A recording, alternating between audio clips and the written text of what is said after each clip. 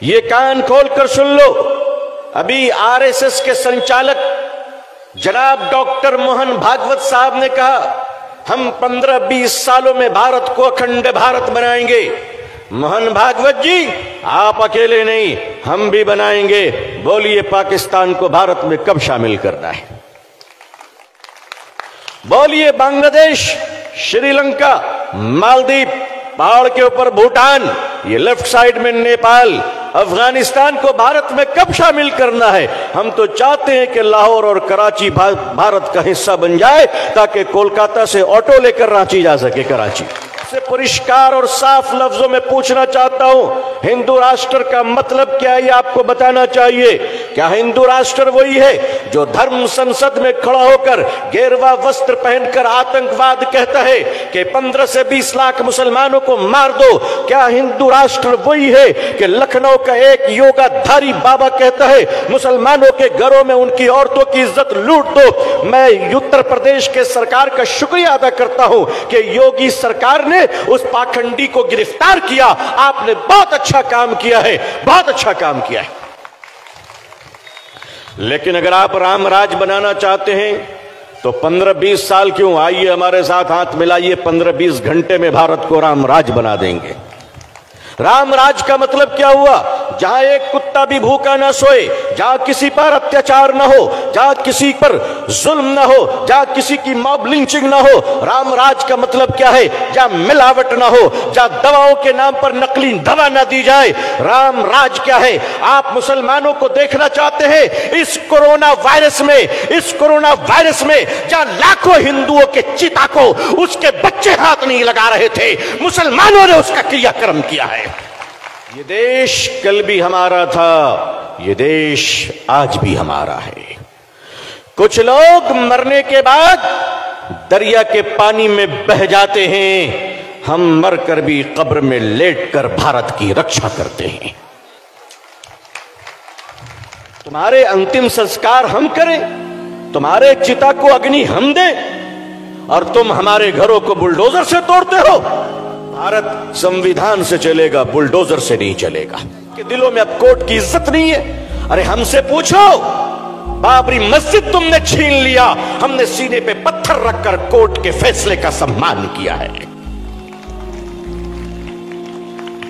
हम कोर्ट के फैसले मानते हैं तो मस्जिद को भी दे देते हैं, बर्दाश्त कर लेते हैं। आप बुलडोजर चलाते हो तो ऑनरेबल सुप्रीम कोर्ट के ऑर्डर की भी इज्जत नहीं करते। ये देश कहां जा रहा है? आज लीटर 200 रुपए भी हो जाए, कहते हैं मुसलमानों की दुश्मनी में कबूल कर लेंगे। आज अजान पर बात आ गई। मैंने देखा एक न्यूज चैनल की बेचारी हमारी बहन हल्दीराम में जाकर कह रही कि तुम्हारे पैकेट में उर्दू क्यों लिखा हुआ है। अच्छा, तो मेरी बहन, हल्दीराम की पैकेट में उर्दू लिखने से तुमको बहुत तकलीफ है, तो तुम्हारी कंपनी जो तुमको सैलरी देती है 2000 का नोट, उसमें भी तो उर्दू लिखा हुआ है। अरे भाई, है कि नहीं है? अरे नोट में भी तो, नोट को भी छोड़ दो। आज इनको अजान से तकलीफ है, कहते हैं अजान क्यों हो रही है? अजान आज पहली बार हो रही है। अरे अजान है तो भारत जिंदा है, भारत जिंदा है। और अजान से तकलीफ है तो आज भारत के कई करोड़ हमारे हिंदू भाई अरब के देश में रहते हैं, सुबह से शाम तक अजान सुनते हैं, उनको कोई तकलीफ नहीं होती है। वो अजान सुनते कि नहीं सुनते? वो अजान सुनते, मगर रियाल मिले तो अजान कबूल है, दिनार मिले तो अजान कबूल है, दिरहम मिले तो अजान कबूल है। भारत आते ही पता नहीं कान में अजान से तकलीफ क्यों होने लगती है। भाई, हम तो कहते हैं कि अजान देने से शैतान भागता है ना? हम अजान देंगे जिसको भागना है भागो। आपका हिंदू राष्ट्र बाबा साहब अंबेडकर के संविधान को नहीं मानता, अगर आपका हिंदू राष्ट्र भारत के वंचित बहुजन समाज, दलित समाज को अगर स्वीकार नहीं करता है, उन्हें सम्मान नहीं देता है, तो भारत का मुसलमान भी ऐसे हिंदू राष्ट्र को स्वीकार नहीं करता है। लो, हम अपने धर्म की भी रक्षा करेंगे और इस देश की भी रक्षा करेंगे और देश के हिंदू भाइयों से प्यार करते हैं, करते रहेंगे। ये कान खोलकर सुन लो, अभी आरएसएस के संचालक जनाब डॉक्टर मोहन भागवत साहब ने कहा हम 15-20 सालों में भारत को अखंड भारत बनाएंगे। मोहन भागवत जी, आप अकेले नहीं, हम भी बनाएंगे। बोलिए पाकिस्तान को भारत में कब शामिल करना है? बोलिए बांग्लादेश, श्रीलंका, मालदीव, पहाड़ के ऊपर भूटान, ये लेफ्ट साइड में नेपाल, अफगानिस्तान को भारत में कब शामिल करना है? हम तो चाहते हैं कि लाहौर और कराची भारत का हिस्सा बन जाए, ताकि कोलकाता से ऑटो लेकर रांची जा सके, कराची। आप कहते हैं अखंड भारत, मुसलमान अखंड भारत के साथ है। आप कहते हैं हिंदू राष्ट्र।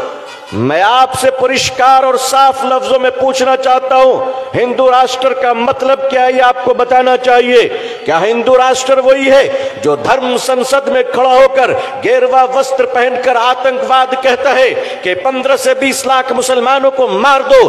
क्या हिंदू राष्ट्र वही है कि लखनऊ का एक योगाधारी बाबा कहता है मुसलमानों के घरों में उनकी औरतों की इज्जत लूट दो? मैं उत्तर प्रदेश के सरकार का शुक्रिया अदा करता हूं कि योगी सरकार ने उस पाखंडी को गिरफ्तार किया। आपने बहुत अच्छा काम किया है, बहुत अच्छा काम किया है।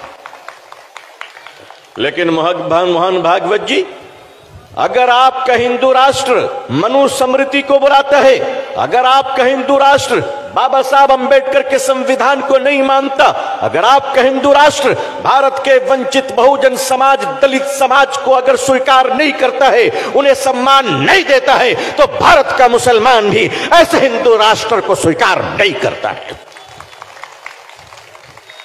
लेकिन अगर आप राम राज बनाना चाहते हैं तो 15-20 साल क्यों, आइए हमारे साथ हाथ मिलाइए, 15-20 घंटे में भारत को राम राज बना देंगे।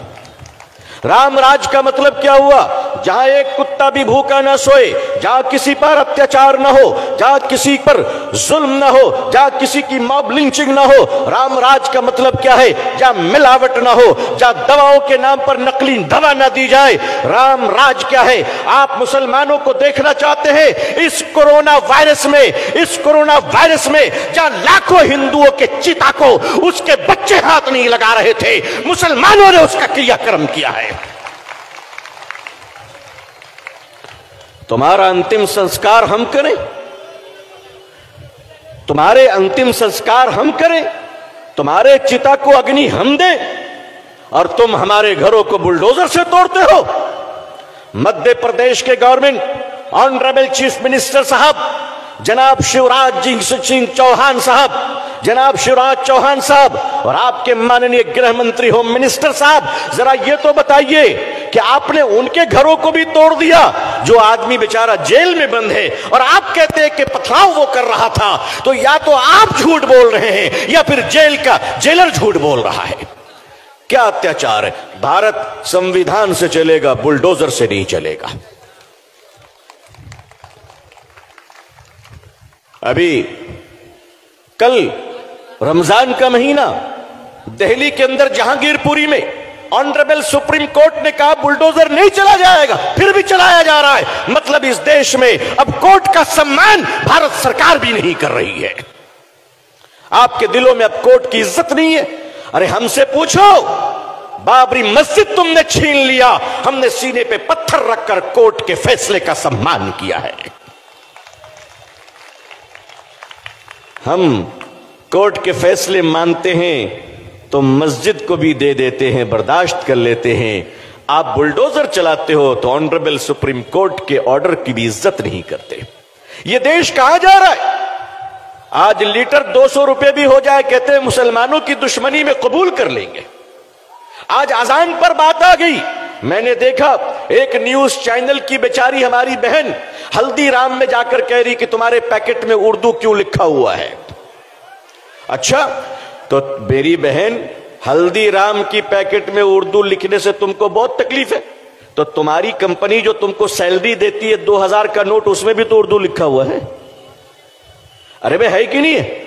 अरे नोट में भी तो, नोट को भी छोड़ दो। आज इनको अजान से तकलीफ है, कहते हैं अजान क्यों हो रही है? अजान आज पहली बार हो रही है। अरे अजान है तो भारत जिंदा है, भारत जिंदा है। और अजान से तकलीफ है तो आज भारत के कई करोड़ हमारे हिंदू भाई अरब के देश में रहते हैं, सुबह से शाम तक अजान सुनते हैं, उनको कोई तकलीफ नहीं होती है। वो अजान सुनते कि नहीं सुनते? वो अजान सुनते, मगर रियाल मिले तो अजान कबूल है, दीनार मिले तो अजान कबूल है, दिरहम मिले तो अजान कबूल है। भारत आते ही पता नहीं कान में अजान से तकलीफ क्यों होने लगती है। भाई हम तो कहते हैं कि अजान देने से शैतान भागता है ना? हम अजान देंगे, जिसको भागना है भागो, जो इंसान होगा वो टिक जाएगा। भाई अजान से प्रेम मोहब्बत करो। आप कहते हो हम हनुमान चालीसा पढ़ेंगे, आप दिन रात पढ़ो, हम आपका सम्मान करेंगे, जरूरत पड़ेगी तो आपको पानी भी पिलाएंगे। हमें आपसे कोई तकलीफ नहीं है, हमें कोई तकलीफ नहीं। आप हमारे चिड़ में पड़ते हो, एक काम करो, एक तरफ आप बैठ जाओ हनुमान चालीसा लेकर, मैं पूछता हूं तुम्हें पढ़ना आता है जो पढ़ोगे? अरे हमें चैलेंज करो, हम तो छोटे छोटे बच्चों को लेकर आ जाएंगे जो पूरे दिन में कुरान पढ़ देगा। हमारे पास हाफिज कुरान है माशाअल्लाह। आपको पढ़ना आता है? अगर आपने पढ़ा होता तो इंसान बनते, भगवत गीता पढ़ा होता तो मानवता आती, अगर वेद पढ़ा होता तो मानवता आती। तुम धर्म ग्रंथ पढ़ते हो हमें डराने के लिए, तो सुन लो, हम अपने धर्म की भी रक्षा करेंगे और इस देश की भी रक्षा करेंगे और देश के हिंदू भाइयों से प्यार करते हैं, करते रहेंगे। अज़ीज़ाने मिल्लत, बड़ा रूहानी मौका है। अल्लाह के दरबार में आप सब बैठे हैं। अल्लाह से दुआ कीजिए कि अल्लाह हमारे देश की रक्षा करे, भारत में अमन और शांति अता फरमाए। मुसलमान भाई हिंदू भाइयों को मिलकर प्यार से मोहब्बत के साथ गले मिलकर रहने की तौफीक दे। अल्लाह प्यार की बारिश बरसाए, बंगाल में अमन और शांति दे। अल्लाह पूरे देश में और पूरी दुनिया में अमन और शांति दे। मैं बेहद शुक्रगुजार हूं भाई जनाब सैयद रूहुल अमीन साहब दामत बरकातुहुम का कि उन्होंने मुझे मदऊ किया, इस लायक समझा। अल्लाह आपको जज़ाए खैर दे। अल्लाह पूरी दुनिया में हम सबको इस्लाम की इज्जत देखना नसीब फरमाए। अल्लाह अक़वाम आलम और अहले हिंदुस्तान के दिलों में इस्लाम के लिए और मुसलमानों के लिए जज्बे मोहब्बत व एहतराम पैदा फरमाए। अल्लाह इस भारत में अमन व शांति दे, पूरी दुनिया में अमन व शांति दे। भारत जिंदाबाद, बंगाल जिंदाबाद, इस्लाम जिंदाबाद, मुसलमान जिंदाबाद। जज़ाकुमुल्लाह। आखिर दावाना अल्हम्दुलिल्लाहि रब्बिल आलमीन। वस्सलामु अलैकुम व रहमतुल्लाहि व बरकातुहू।